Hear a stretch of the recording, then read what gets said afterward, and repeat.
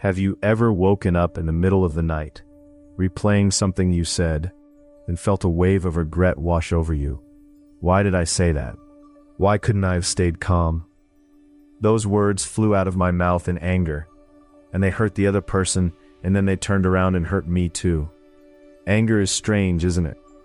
In the moment you are absolutely certain you were right, but later that certainty dissolves like morning mist. You can't even remember exactly what you were so angry about, and yet somewhere deep in your chest, a low, smoldering heat still lingers. Today I want to speak to everyone who carries that kind of anger and share a story that happened 2,500 years ago. It's about a woman who directed her fierce rage straight at the Buddha himself. When you hear it, I think something inside you, something that's been held tight for a long time, will begin just a little. This story takes place in ancient India, about 2,500 years ago. While the Buddha was staying in a town called Kosambi, a woman came to find him. Her name was Magandia. She came from a wealthy family and was said to have been remarkably beautiful in her youth, so beautiful that men traveled from distant places to seek her hand. One day, Magandia's father crossed paths with the Buddha while traveling. He was so struck by the Buddha's quiet, dignified presence that he made an extraordinary decision. He offered his daughter to the Buddha as a wife. But the Buddha replied, gently, yet without hesitation, "This body no longer belongs to the world of desire and attachment. Though I am grateful for your kindness, I cannot accept." Magandia's father was deeply moved by those words and accepted the refusal with grace. But Magandia, she felt something entirely different. For her, it was a humiliation. This man had refused her. And not just refused, he had used words like desire and attachment, as if to say she herself was something impure. Those words lodged deep inside her, like a splinter she could not remove. Pause. Years passed. Magandia married a king and became a queen, surrounded by comfort and luxury. But the anger she had carried since that day never left her. If anything, it had been burning quietly, steadily, all along. Eventually, she began to act on that hatred. She hired people to follow the Buddha through the streets, shouting insults and slander. "He's a fraud, a liar, an evil man." Words that had no basis in truth. The Buddha's disciples were furious. "Please, let us leave this town," they begged him. "We cannot bear to hear this." But the Buddha smiled softly and said, "Wherever we go, there may be people who speak unkindly. If we can simply choose not to receive it, that is enough." Pause. When the Buddha came face to face with Magandia herself, she unleashed every ounce of rage she had been storing for years. But the Buddha did not grow angry. He simply listened, calm, warm, present, and then he asked her quietly, "Where do you think your anger truly comes from?"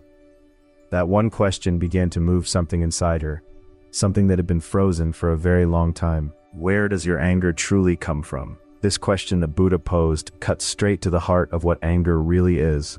In Buddhist teaching, anger is called shen-ni, a word that points to the flame that rises in us when things don't go the way we want, or when we feel we've been wounded. It's the heat that ignites when something precious to us feels threatened. So where did Magandia's anger come from? On the surface, it began with a rejection. But look a little deeper and you find something more tender underneath. A deep, unspoken belief that she had worth, that she deserved to be seen and valued. And when that belief was wounded, the anger was born. This is where Buddhism offers something important. It doesn't say anger is wrong. Anger is simply a signal. It's your heart saying, something hurts here, something isn't being recognized. It's a messenger, not a monster. The real question is what you do with that signal. Magandia turned her anger into a weapon. She used it to attack, hoping that if she could wound the person who had wounded her, her own pain would somehow ease. But here's what actually happened. The one who suffered most from all those years of burning rage was Magandia herself. She was the one scorched by her own fire. The Buddha often used this image. Holding on to anger is like grabbing a hot coal with your bare hands, intending to throw it at someone else. The first person burned is always you. And then there's another question worth sitting with. Why didn't the Buddha react when the insults came? Was he simply made of stone, incapable of feeling? Not at all. He once explained it this way. When someone offers you a gift and you don't accept it, where does the gift go? It returns to the one who offered it. Anger works the same way. When you choose not to receive it, it travels back to the one who sent it. Not receiving anger doesn't mean ignoring it or pretending it isn't happening. It means choosing not to answer flame with flame. And in that moment of choosing, the chain breaks. That is what the Buddha showed Magandiya, not with a lecture, but with how he lived. So how do we bring this into our daily lives? The lives we're actually living right now. Think about something that happens at work. Your manager says something unfair. A colleague takes credit for what you did. You pour yourself into your work, and no one seems to notice. In those moments, anger rises. Slowly at first, then all at once. That's completely natural. What matters is what you do in that moment before the words leave your mouth. Buddhist practice often speaks of creating a pause, a small space between the feeling and the response. Research actually supports this. The peak intensity of an anger response lasts roughly 6 to 10 seconds. If you can close your mouth and take one slow, full breath during those seconds, you'll find that many words you would have regretted simply don't get spoken. Pause. Next, try listening to what your anger is actually saying underneath. Just as Magandiya's fury concealed a wound of not feeling valued, your anger almost always has something quieter beneath it. Exhaustion, loneliness, fear. Anger is often the last resort of feelings that have been trying to speak for a long time. When you notice that, ask yourself gently, what does my heart need right now? Pause. And in your relationships, when someone directs their anger at you, try this. Resist the urge to answer it with your own. I know that's hard, but the moment you decide not to receive it, something shifts. The other person's anger loses the fuel it was counting on, and something quietly remarkable happens. Your own chest settles a little too. This holds true for parents as well. When a child is in the middle of a storm, screaming, inconsolable, and the parent responds with equal heat, the whole house becomes a whirlwind. But when a parent pauses, breathes slowly, and speaks in a steady, soft voice, the child's storm often passes more quickly than you'd expect.